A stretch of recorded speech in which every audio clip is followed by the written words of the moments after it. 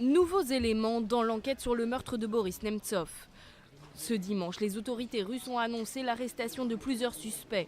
Tué de plusieurs balles dans le dos sur un pont près du Kremlin, l'assassinat de l'opposant politique avait soulevé une vague d'indignation dans le pays. Comme vous le savez, suivant l'ordre du président du pays Vladimir Poutine, le service fédéral de sécurité, le ministère de l'Intérieur et la commission d'enquête ont été chargés de créer un groupe d'enquête opérationnel afin d'enquêter sur l'assassinat de Boris Nemtsov. Je voudrais vous informer que le travail qui a été mené a abouti à l'arrestation de 2 suspects. Il s'agit de Goubachev, Anzor et de Dadaïev, Slaour.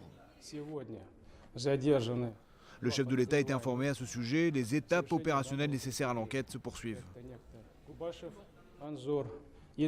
Ces 2 Russes d'origine tchétchène et 3 autres suspects ont été arrêtés vendredi et samedi en Ingouchie, république instable voisine de la Tchétchénie dans le Caucase russe.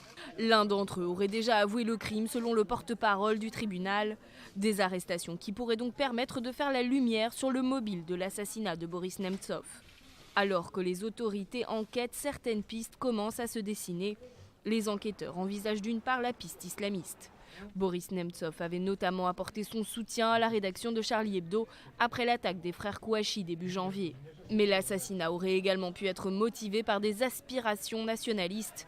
Car en plus de dénoncer la tyrannie du pouvoir, Boris Nemtsov n'a pas hésité à critiquer le rôle de la Russie dans la crise ukrainienne. La loi russe prévoit qu'après 48 heures de garde à vue, un suspect doit être présenté au tribunal pour une prolongation de sa détention. Reste désormais à savoir si ces 5 suspects sont réellement les auteurs de l'assassinat qui avait ébranlé le pays.